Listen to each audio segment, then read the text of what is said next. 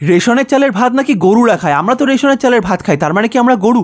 যাই হোক, সারা রাত নাইট ডিউটি করে ফিরে আসার পর সকালে কিন্তু এরকম এক কাপ গরম গরম চায়ের খুবই দরকার ছিল, কারণ সারা রাত জাগার পর সকালে কিন্তু প্রচণ্ড রকম ঘুম পায়। তখন কিন্তু এরকম এক কাপ গরম গরম চা খেলে এনার্জিটা আবার ফিরে পাওয়া যায়। আর দেখছো, আর চায়ের সাথে দেখছো টোস্ট বিস্কুট, তার সাথে পাঁপড় ভাজা। আর পাঁপড়টাতে যে হার্ট শেপের, মনে হচ্ছে কারটা হার্ট ভেজে খেয়ে ফেলেছি।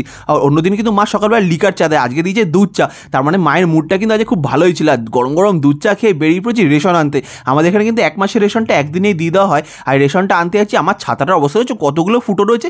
এই ছাতায় কি বৃষ্টি আদৌ মানবে? এই ছাতা নিয়ে কিন্তু রেশন আনতে গেছিলাম, রেশন নিয়ে ফিরেও আসছি। আর তোমাদেরকে একটু বলে দিই, আমরা কিন্তু অনেক বছর ধরে রেশনের চালের ভাত খাই, মানে সেই যখন 2 টাকা কেজি রেশনের চাল পাওয়া যেত তখন থেকে। আর এর জন্য কিন্তু অনেক আত্মীয় স্বজন, অনেক বন্ধুবান্ধবের কাছে আমাদেরকে শুনতে হয়েছে যে রেশনের চালের ভাত নাকি গরুরা খায়, আমরা নাকি গরুর চালের ভাত খাই। আর রেশনের চাল খাই বলে আমার কিন্তু বিন্দু মাত্র আফসোস নেই।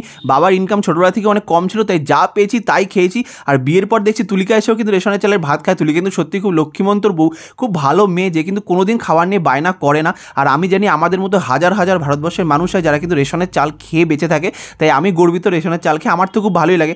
যে যা বলুক কি, আমার তাতে কিচ্ছু যায় আসে না। কেউ কিন্তু আমাকে নিজের টাকা চাল কিনে এনে দেবে না। আর যখন বাড়িতে ফিরে আসলাম তখন দেখছি তুলিকা এসছে বাড়িতে। তুলিকা কিন্তু ওর বাপের বাড়ি থেকে নিজের বাড়িতে এসছে, আর এসেই আগে যাচ্ছে ওপরে। তোমরা কিন্তু অনেকেই কমেন্ট করে বলেছো তুলিকা নাকি সিঁড়ি না ভাঙে। আমি ওকে অনেকবার করে বারণ করি, কিন্তু তুলিকা কিন্তু একদম আমার কথা শোনে না। আর এটা কিন্তু খুব স্বাভাবিক ব্যাপার, কেন বহু বছর পর জীবনে প্রথমবার আমাদের নিজেদের একটা ঘর হচ্ছে।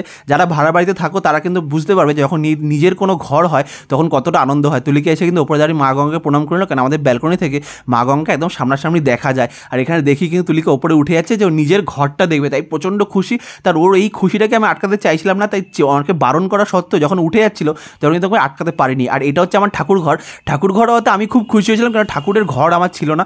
খুব ইচ্ছা ছিল ঠাকুর ঘর করার, তাই ঠাকুর ঘর করতে পেরেছি, খুব খুশি লাগছে নিজেকে তার জন্য। আর এখানে হচ্ছে দেখছো ঘরের কাজ কতটা হয়েছে তোমরা বুঝতেই পারছো। মানে এখন দেওয়ালটা প্রায় একটুখানি উঠলেই প্রায় কমপ্লিট হয়ে যাবে।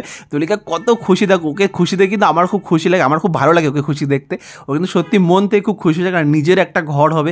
আর বলতে হবে না যে ভাড়া বাড়িতে আছি, এবার নিজের একটা পার্সোনাল ঘর হবে তুলিকা, তার জন্য কিন্তু খুবই খুশি। আর আমিও খুশি, তুলিকাকে খুশি দেখে আমিও খুব খুশি। এই জায়গাটা কিন্তু আমাদের বাথরুম হচ্ছে, পিছনে বাথরুমটা রেখেছি, আর সামনেতে কিন্তু আমাদের ঘরটা ছিল। তো আমাদের ঘরটা কেমন হচ্ছে অবশ্যই কমেন্ট করে জানিও। এবার আগের ভিডিওতে তোমাদের করা কিছু কমেন্ট আমাদেরকে পড়ে শোনাবো। যে আমাদের প্রথমেই কমেন্ট করেছে টুম্পা প্রামাণিক, ও লিখেছে তোমাদের ভিডিও আমার খুব ভালো লাগে, তুমি যেমন ভালো তেমনি দিভাইও খুব ভালো, তোমরা সারা জীবন এইভাবে ভালো থেকো, যে আসছে সেও যেন ভালো থাকে, ঈশ্বরের কাছে প্রার্থনা করি।